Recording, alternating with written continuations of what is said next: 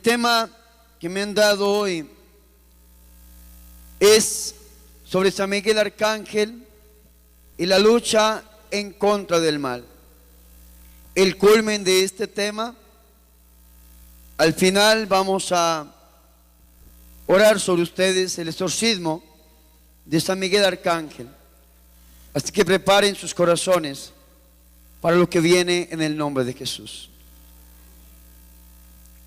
Para hablar de San Miguel Arcángel, debemos hacer un acercamiento a la existencia de los ángeles. Hay un libro que yo escribí que se llama La verdad sobre el diablo, tomo 1, y es sobre la existencia del mal, del demonio. Y dice que hoy día se habla mucho sobre el tema de los ángeles, pero muchas veces pocas cosas realmente serias y que estén de acuerdo con la doctrina de la Iglesia Católica. Hoy día está muy esparcido la visión angelológica de la nueva era. Hay muchas personas que le dan un culto a los ángeles, pero le dan un culto indebido. Ya Colosenses lo dice en el capítulo 2, versículo 18. Le dan un culto indebido a los ángeles. La Iglesia Católica nos enseña a nosotros que los ángeles son seres espirituales, no corporales, creados por Dios. Dios los crea y ellos son inteligencia y voluntad. Santo Tomás de Aquino en su teología diría que un ángel es potencia y acto. Cuando habla de Dios, Santo Tomás dice que Dios es un acto puro o acto puro, y el ángel es potencia y acto, dotados de inteligencia y de voluntad. ¿Qué es un ángel? Un ser espiritual, no corporal, creado por Dios. Eso es un ángel, lo que se puede decir. Ahora, San Agustín lo decía en la predicación de anoche, dice: si me preguntas por su oficio, yo te diré que es un ángel. Si me preguntas por su naturaleza, te diré que es un espíritu.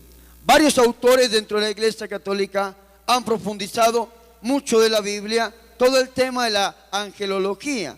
Entre ellos está un autor llamado Pseudo Dionisio el Areopagita. Le dicen pseudo porque muchos creían que era el Dionisio del cual nos habla Hechos de los Apóstoles, capítulo 17, versículo 34. Cuando San Pablo predicó en el Areópago, se convirtió en un hombre llamado Dionisio, dice el Nuevo Testamento. Muchos creían que este autor que propuso todas las jerarquías angélicas era el mismo Dionisio que se había convertido con la predicación de San Pablo. Pero resulta que este Dionisio cita a un autor del siglo IV y entonces caen en la cuenta de que no era el mismo autor, y entonces le dan el título de pseudo, que significa falso. Pseudo Dionisio el Areopagita fue el que propuso todas las jerarquías sacadas directamente de la Biblia, desde los ángeles hasta los serafines, como lo ha explicado muy bien el padre Claudio. Este mismo autor fue el que propone los otros nombres de los arcángeles. Acuérdense que cuando Tobías habla con el arcángel San Rafael, el arcángel San Rafael le dice: yo soy uno de los 7 ángeles que tienen entrada en la presencia de Dios. Pero por revelación, es decir, bíblicamente la revelación tiene 2 momentos, Antiguo y Nuevo Testamento. Por revelación solamente conocemos el nombre de 3, ¿cierto? San Gabriel, San Rafael y San Miguel. Los demás no hacen parte de la revelación. Este autor y muchos autores lo citan, pero la Iglesia Católica pide que nos abstengamos, que nos quedemos ahí un momento, y solamente si vamos a pedir la intercesión, pidamos la intercesión del ángel de la guarda o de los ángeles que la misma revelación ha permitido que se conozcan. De ahí en adelante la Iglesia Católica no responde. Muchos movimientos, se lo repito, como de nueva era, llevan a la gente a hacer todo un culto a los ángeles y hacer invocaciones a nombres que realmente no se conocen. dentro de todas estas jerarquías hay dos, como teorías podemos decirlo así. La primera teoría es la teoría de los 9 coros angélicos, de los ángeles a los serafines. Y la otra teoría, que la manejan algunos autores, dice que solamente hay 2 grupos de ángeles, ángeles y arcángeles. Dice la teoría de algunos autores, ángeles y arcángeles. Pero dice que los ángeles son seres espirituales de una categoría menor y los arcángeles de mayor. Pero dentro de los arcángeles se desprenden las demás jerarquías angélicas. Digámoslo, hay algunos autores que dicen que hay arcángeles virtudes, arcángeles potestades, arcángeles principados, arcángeles dominaciones, arcángeles tronos, arcángeles querubines, arcángeles serafines. Esta es la explicación de por qué San Miguel Arcángel es el que expulsa al demonio del cielo. Porque a pesar de que para algunos autores dicen que es un arcángel menos que un serafín, otros dicen que no, que era un arcángel de mayor grado, un arcángel serafín. Dicen algunos autores, son las dos teorías que hay dentro de la angelología como tal. Cualquiera de las dos que nosotros tomemos, la más común es la de los 9 coros angélicos, de los ángeles hasta los serafines, y cada uno ocupa su lugar dentro de esta jerarquía angélica. Vamos a centrarnos en la jerarquía de los arcángeles. Dentro de los arcángeles sabemos que hay 7, Tobías lo dice, creo que es Tobías 12:15, si no estoy mal y mi memoria no me falla. Tobías lo dice. San Rafael dice: yo soy uno de los 7 que tienen entrada en la presencia de Dios. San Rafael. ¿Quién es San Rafael? Uno de los nombres del Antiguo Testamento de Dios es Yahvé Rafa. Yahvé Rafa significa Dios sanador. Éxodo 15:26 le dijo Dios a Moisés: yo soy Yahvé, el Dios que te sana. Yahvé Rafa. Yahvé el Señor. Rafa significa sanación, sanador. Entonces la terminación él siempre denota el nombre de Dios. Todo lo que termine en él significa el nombre de Dios. Entonces vamos a hablar de los 3 arcángeles. Rafael. Rafa, medicina, el Dios. Medicina de Dios. Entonces lo vemos en el libro de Tobías, cuando tiene que enfrentarse contra este cruel demonio llamado Asmodeo, que es uno de los más importantes dentro de las jerarquías demoníacas. Está este demonio que es Asmodeo, que es un demonio de muerte y un demonio de sexualidad, ¿cierto? Que Dios los ate y los reprenda. Escúcheme muy bien. Satanás, Lucifer, Belcebú, Leviatán, Asmodeo son la pentarquía demoníaca, los que los satánicos le dan culto en sus cultos satánicos. Esos 5 los más importantes. Asmodeo es un demonio que atacaba, ustedes mismos lo ven ahí en el libro de Tobías, y fue vencido por este arcángel que Dios te envía para liberar a Tobías y a su esposa, ¿cierto? Trayendo la medicina a este hombre. Por eso se llama la medicina de Dios. Los que somos devotos a la Rosa Mística, que es la enfermera del cielo,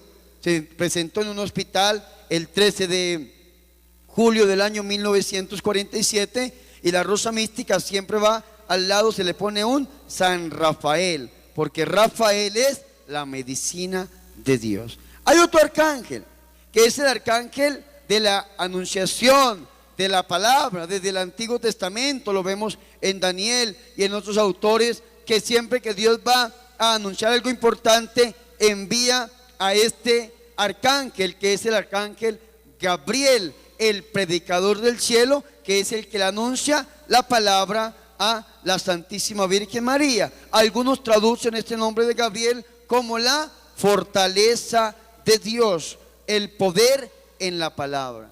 Y hay uno que quiero centrarme, el último, que es San Miguel Arcángel. Yo estuve en Tierra Santa ahorita, en Semana Santa, estuve allá en Tierra Santa, y el tour lo hizo un judío. Y entonces le pregunté yo a este judío qué significaba San Miguel y me dijo: padre, vea, la palabra San Miguel o Miguel viene de Manael, me dijo él, del mismo maná que Dios le regalaba al pueblo en el desierto, y ese maná era como un pedazo de Dios. Y San Miguel es Manael, un pedazo de Dios, pedazo de Dios. Qué bonito esto. Algunos autores traducen el nombre de San Miguel como ¿quién como Dios? ¿Y por qué lo traducen como ¿quién como Dios? En la primera predicación yo les hablé a ustedes de una revelación privada que recibió una hermana religiosa, una mística concepcionista del siglo XVII llamada Sor María Jesús de Ágreda, y ella escribe unos libros, 6 tomos, que se llaman La mística ciudad de Dios. El padre Fortea, en el libro Suma Demoníaca, hace un resumen de esto, pero los que hemos leído los tomos, en el tomo primero ella habla de la caída de los ángeles, la caída que tuvieron los ángeles y la transformación en su propia voluntad en lo que son demonios. ¿Qué es un ángel? Un ser que ha querido por su propia voluntad. Un demonio, un ángel que ha querido por su propia voluntad tener su eternidad lejos de Dios. Esto es un demonio. Un ángel que ha querido por su propia voluntad tener su eternidad lejos de Dios. Y al vivir lejos de Dios, pues se transforman en bestias. Si vemos su naturaleza es angélica. Por eso Dios no permite que nosotros veamos la naturaleza. Lo que nosotros vemos, digámoslo así, es la moral. Cuando una persona tiene la oportunidad de ver un demonio, lo ve horrible. Hay gente que lo ve con cachos, con cola, deformado. ¿Por qué? Porque ve su moral. Un ejemplo, ustedes me ven aquí, padre Bernardo Moncada, qué nariz tan hermosa, qué ojos rubios, qué cabello tan bonito, cabello rubio, ojos verdes, ¿cierto? Padre Bernardo. Pero el padre Bernardo puede ser un ladrón, el padre Bernardo puede ser un mentiroso, el padre Bernardo puede ser un desordenado. Sin embargo, ustedes no ven mi moral, ustedes ven mi humanidad, ustedes ven mi naturaleza, ser humano, aunque el pecado se nota, dicen algunos autores. Nosotros lo que vemos del demonio, cuando Dios lo permite ver, es la moral, no la naturaleza. Si le preguntas por la naturaleza, te diré que es un ángel, y un ángel siempre es bello. Pero si ve la moral, es un ángel deformado, transformado y convertido en su propia voluntad, en lo que es, en un demonio. ¿Pero acaso Dios los creó así? ¿Acaso Dios creó los demonios? No, Dios creó ángeles. Ángeles hermosos, bellos. El padre Portea, en un libro que se llama La historia del mundo angélico, el padre Portea lo describe de una manera hermosísima. Y el padre Portea dice que en el principio Dios creó, ¿cierto?, el cielo y la tierra, el cielo, el mundo angélico. Y dice que Dios creó en un solo momento millones y millones, miriadas y miriadas de ángeles. Pero en medio de todos estos millones y millones, miriadas y miriadas, jerarquías de ángeles, creó uno, hermoso, bonito. Lo dotó de suma inteligencia, lo dotó de un poder impresionante, tanto que este ser en el cielo se convirtió como en el pontífice del cielo. Este ser en el cielo se convirtió como el sumo teólogo del cielo. Este ser en el cielo fue el levita del cielo, el sacerdote que presidía el culto delante de todos los demás ángeles. Dios les hablaba a todos los ángeles universal, pero también a cada uno en particular, como lo hace con los hombres, con la humanidad. Y entonces este ser que era tan bonito, tan hermoso, este ser empezó a verse él mismo, y al verse él mismo se vio hermoso. Al verse él mismo se vio dotado de suma inteligencia, suma voluntad, se vio dotado de lo mejor y diferenciado de los demás, y empezó a llenarse de orgullo, a llenarse de soberbia y a creer que el que le hablaba, el que lo guiaba, no era Dios. Él sabía que era Dios, porque los ángeles, dice la teología, son seres dotados de inteligencia y voluntad, sumamente inteligentes y sumamente libres. Y entonces este ser empezó a deformar su conciencia. Y empezó a decir, y si este que me habla no es Dios, aunque lo sabía, por eso no tiene perdón el demonio. Porque él sabía bien a quién estaba abandonando y a quién te estaba dejando. Y entonces dijo, y si este no es Dios, y si este no es el creador, y si este que me habla tal vez es un ángel más grande que yo, y entonces lo que voy a hacer es derrocarlo y yo voy a ocupar el lugar que él tiene. Isaías, en el capítulo 14, versículo 12. Ezequiel, en el capítulo 28, versículo 1, nos habla un poco acerca de esto que se los voy a leer. Es como la conciencia interna de este ser antes de ser arrojado del cielo. Vean lo que decía, capítulo 14, versículo 12. ¿Cómo has caído de los cielos, lucero, hijo de la aurora? Has sido abatido a la tierra, dominador de las naciones. Tú que habías dicho en tu corazón, al cielo voy a subir, por encima de las estrellas de Dios alzaré mi trono. Las estrellas de Dios son los ángeles. Escúcheme muy bien.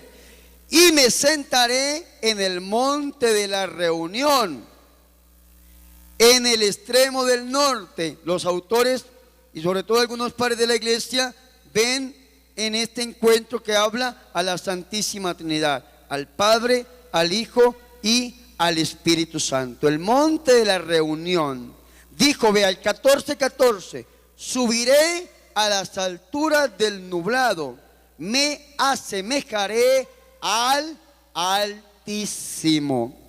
Ya al Seol ha sido precipitado, a lo más hondo del pozo ha sido arrojado. Palabra de Dios. Dale un fuerte aplauso a la palabra de nuestro Dios y Salvador Jesucristo. Ezequiel lo ilumina un poco más. Dice Ezequiel 28: oh, tu corazón se ha engreído y has dicho, soy un Dios. Estoy sentado en un trono divino entre el corazón de los mares, que tú que eres un hombre y no un Dios, equiparas tu corazón al corazón de Dios. Oh, sí, eres más sabio que Daniel. Ningún sabio es semejante a ti. Con tu sabiduría y tu inteligencia te has hecho una fortuna. Has amontonado oro y plata en tus tesoros. Por tu gran sabiduría y tu comercio has multiplicado tu fortuna, y por tu fortuna se ha engreído tu corazón.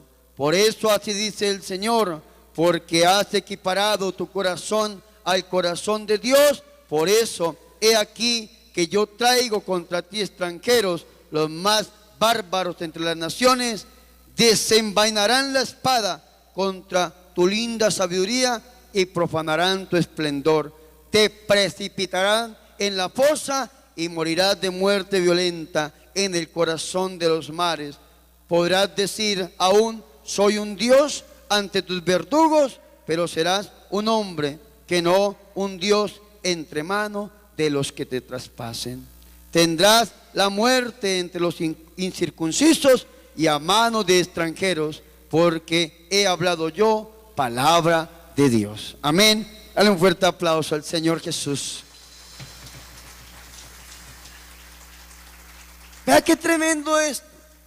Dice el Padre Portea, Dios crea este ser hermoso. Dice el Padre Portea, era el levita del cielo, el sumo pontífice, digámoslo así, el papa del cielo, el vicario en el cielo. Se deformó, se transformó y se convirtió por su propia voluntad en lo que es, en un demonio. Pero esta conversión fue ipso facto, de inmediato.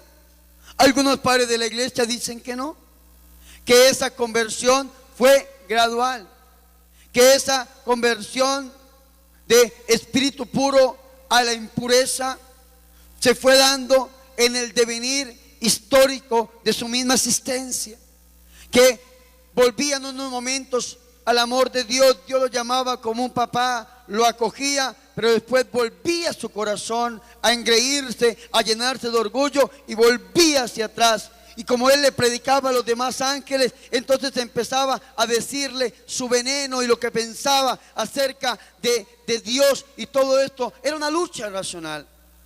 Le contaba lo que sentía, venía, iba, pero Dios siempre lo llamaba como un papá llama a sus hijos. Sin embargo, a Dios le tocaba seguir con su designio creacional, porque Dios no solamente tenía presupuestado en su mente divina, digámoslo así, en su pensamiento, crear el mundo inmaterial, sino que Dios quería también crear un mundo material, y Dios siguió con su designio creacional, y ese fue el talón de Aquiles, el florero de Llorente, diríamos los colombianos, la gota que rebosó el vaso cuando Dios le dijo que iba a crear un mundo material. Entonces este ser dijo: pero ¿para qué un mundo material? ¿Para qué vamos a querer estar inmersos en medio del tiempo, del espacio y de la materia, si nosotros somos seres espirituales? Y entonces Dios le dijo: porque ese es mi designio. Y les mostró en medio de este designio no solamente crear el cosmos y el universo, sino que Dios dijo que en medio de esta creación iba a crear al hombre y a la mujer. Y entonces este ser, ya a punto de tomar la decisión de vivir su eternidad lejos de Dios, sin embargo, en la gota que rebosó el vaso fue cuando Dios le dijo que él mismo se iba a hacer hombre. Hombre. Y entonces le preguntaron a algunos ángeles: ¿y cómo será eso? Algunos estaban enloquecidos de amor y otros ya no sabían si entender o no entender el designio de Dios. Y entonces dice el padre Fortea en este libro que Dios le dice que se va a hacer hombre a través de una mujer. Y entonces grita este ser grita: ¿y por qué no lo haces conmigo? Escúcheme muy bien.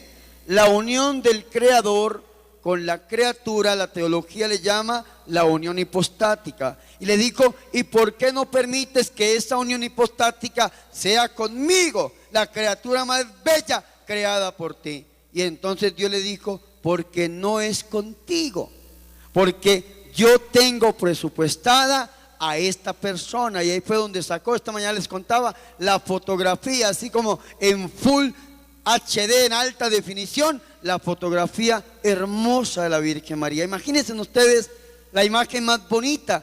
Yo me imagino la rosa mística, así, bien bonita. Algunos se imaginarán la guadalupana, otros se imaginarán la Virgen de Chiquinquirá. Imagínense la imagen que a usted más le guste. Dios le muestra la fotografía, le dice: vea, es con ella que yo me voy a hacer hombre. No la he creado, pero en algún momento de la historia yo la voy a crear, y es con ella que he decidido hacer esta unión, el creador con la criatura, la unión hipostática. Y ahí fue donde este ser dijo: es que, porque es con ella, no hay nadie como yo. Vean la arrogancia. Porque ¿quién como yo? Ay, ¿quién como yo? Y ese ¿quién como yo? Sonó como un eco en el cielo.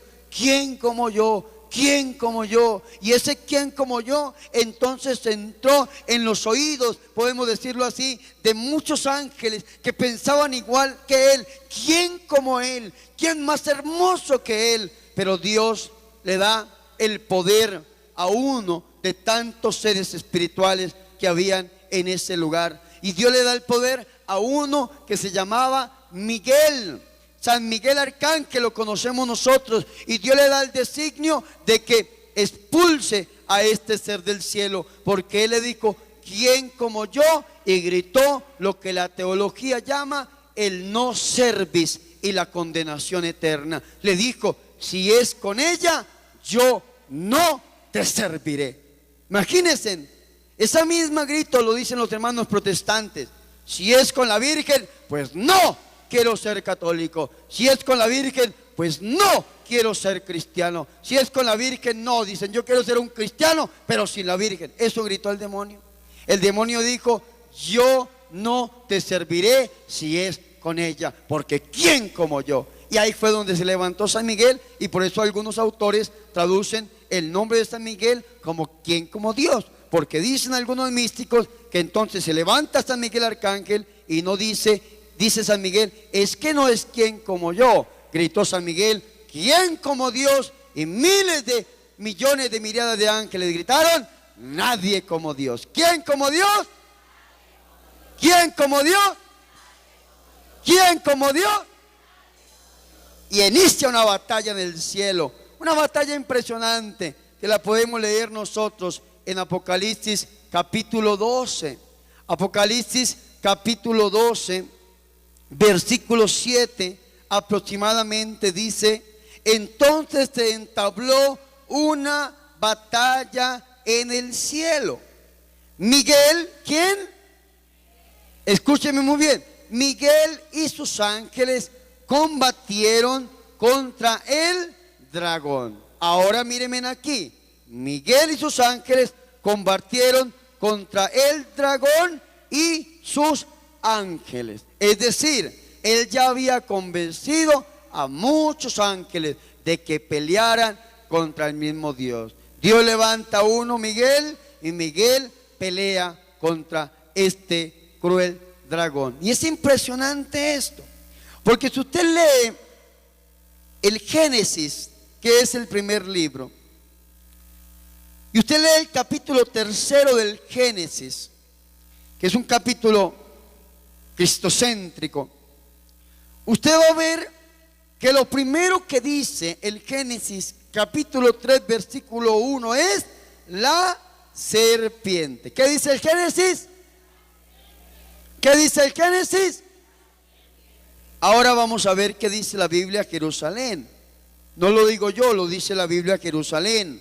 La serpiente simboliza un ser hostil a Dios, enemigo del hombre, y en el cual se han reconocido al adversario, al diablo. ¿Quién es la serpiente? El adversario, el diablo. El Génesis es el primer libro, recibe el nombre por el primer versículo.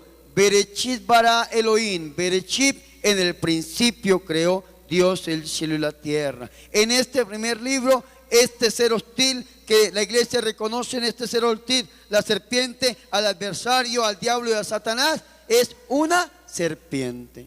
Pero en el Apocalipsis, que es el último libro, esta misma serpiente es un dragón.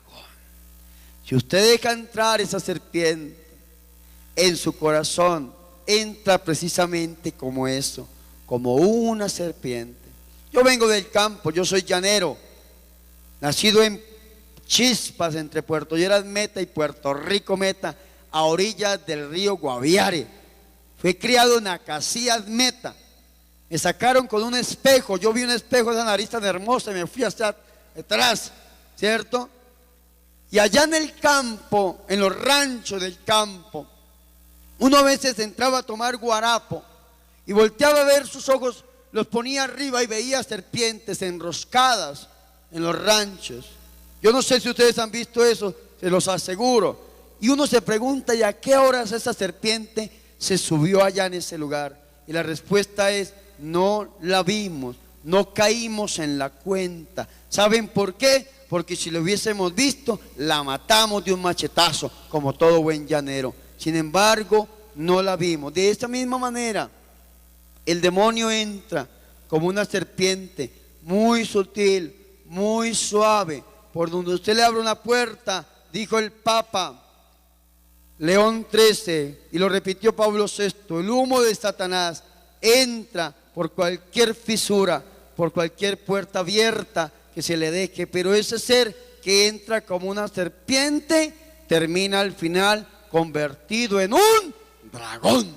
Y después de echar ese dragón, va a tocar es con pelea, va a tocar es batallando. Y por eso es que hay gente que grita y hay gente que se retuerce, porque es que ese dragón no se quiere ir, porque es que ese dragón dice: es que este cuerpo es mío, es que esta vida es mía, es que me pertenece, porque no hay nadie como yo. Sin embargo, le vamos a pedir a San Miguel que venga con su espada y le repita lo que le repitió en el cielo: no es quien como yo, es quien como Dios, y nadie como Dios. Y en el nombre de Dios tiene que irte de este lugar. Aleluya. Eso pasó en el cielo. Inició esta batalla. A mí me encanta esta batalla. Yo me imagino la batalla así como la película 300. Dice: también el dragón y sus ángeles combatieron, pero no prevalecieron. Y digan conmigo lo que dice la Biblia: y no hubo lugar en el cielo para ellos. ¿Y no hubo qué? ¿No hubo qué? Más fuerte, ¿no hubo qué? Hermanos, si no hay lugar en el cielo para ellos, ¿cómo va a haber lugar en su vida y en su corazón? ¿Cómo le vamos a abrir nosotros las puertas al demonio, yendo donde brujos, brujas, hechiceros, viviendo en pecado mortal? Nosotros hoy tenemos que levantarnos con la fuerza del Señor Jesucristo y tenemos que pedirle al Señor que ese demonio salga huyendo y que no haya lugar en nuestra vida para el demonio. Aleluya. Que no haya lugar. San Pablo lo repite en Efesios capítulo 4, versículo 27. No le deis lugar al diablo. Pidámosle hoy a San Miguel Arcángel, al príncipe de la milicia celestial, que venga a traer libertad sobre nuestra vida.